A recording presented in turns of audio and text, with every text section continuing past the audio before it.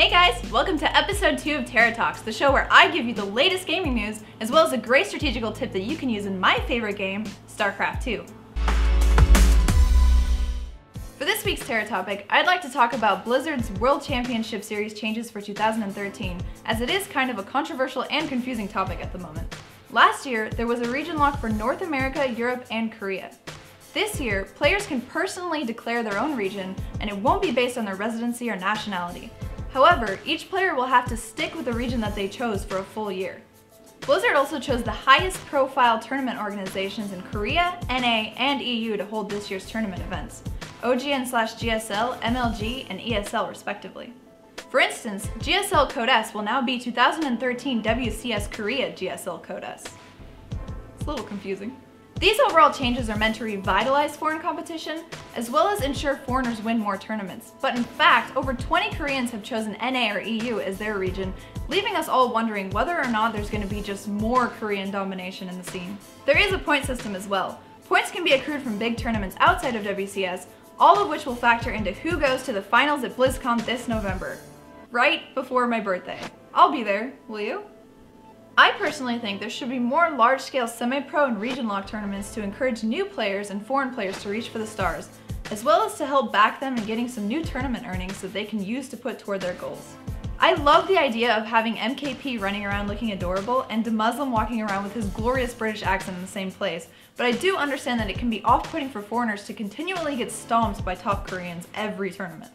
I'm worried that this will also deter foreigners from trying out for the GSL, an endeavor I always enjoyed watching. What do you guys think on this matter? Let me know in the comments. This brings up an interesting point to me. Is it really a good idea to have the game's developers running a lot of the larger tournaments? Do you think there are any negative side effects to this? Related to this is the fact that Blizzard recently bought the IPL team, but don't get excited, they say that they're going to use these people for more online endeavors rather than actually running the tournament. This really makes me sad, as this is a loss of another great NA tournament, and IPL was also in Las Vegas, so it was a great time. IPL was just announcing that they were going to do quarterly tournaments rather than yearly, and everything was looking pretty bright. I'm wondering where it went wrong exactly. Alright, this concludes the news section as well as the new Terra's topic segment for the week. Let me go jump into something more wartime appropriate, and then we'll talk about the new StarCraft 2 tutorial. See you in a second. Okay, now that I'm supporting our hard-working SCVs with my new shirt, let's start talking about the new Heart of the Swarm changes and units for the Terran. The 250mm cannon has been removed from the Thor. The Thor can now switch between two different modes, the default mode being explosive payload, the same Mutalist destroyer we saw before HotS, with extra splash and some extra damage versus light. Switching to high impact payload will increase air damage to a flat 24, devoid of splash. This is great for non-clumped air units or harder to kill single target units such as the Broodlord or Tempest. They also look really badass in this mode, especially if you have the Collector's Edition skin from Wings of Liberty. An added bonus to the removal of the 250mm cannon ability on the Thor is the fact that it's not going to need energy anymore and will be impervious to Protoss's feedback. This makes it more viable against Protoss. I'm actually thinking about, in my own personal play, using Thors as like a mech option maybe for High Templars and Storms. Probably my favorite Terran HotS change is the new Ignite Afterburners ability for the Medivacs. This allows for a speed increase for 8 seconds with a cooldown of 20 seconds. This is really powerful in conjunction with the new Hellbat units we'll be talking about in a little bit, as well as any other drop harass units in any stage of the game. Something that really got me into playing Terran when I first started out was Select's amazing drop harass, multi-pronged everywhere, things were going crazy, and I really loved that, and that's what really solidified me as Terra the Terran. Factory and Starport armor upgrades have been consolidated into one upgrade now in the armory. No more excuses not upgrading your bio-supporting Viking and tank armor. Our tanks come off the assembly line fully ready to siege now. Forget the days of needing to get an ability from the tech lab. Our ledges will be reinforced sooner, but watch out for earlier contain attacks from our Terran enemies in the Dominion.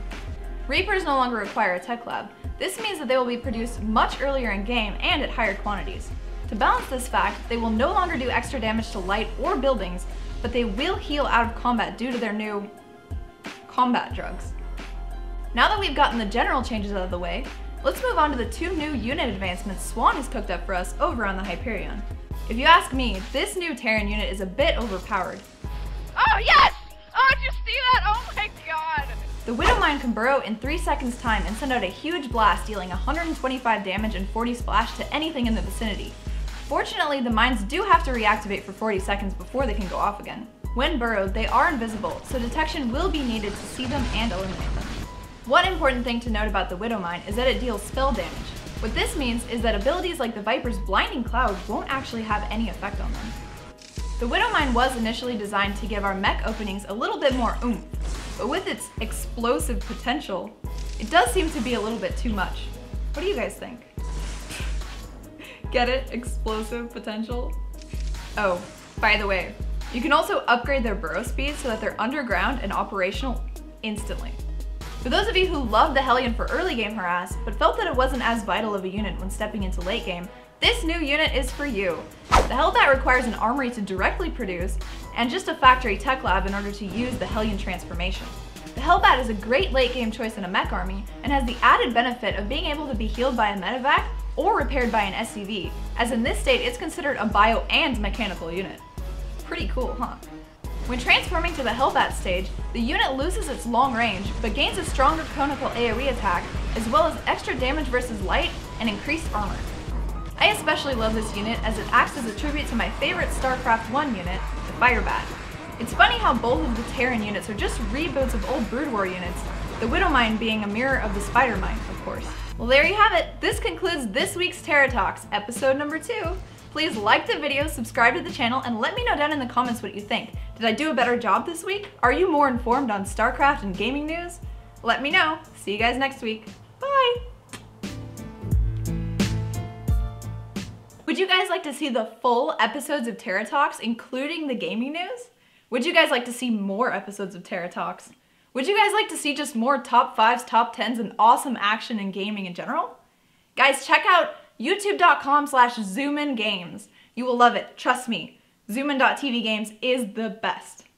See you guys there.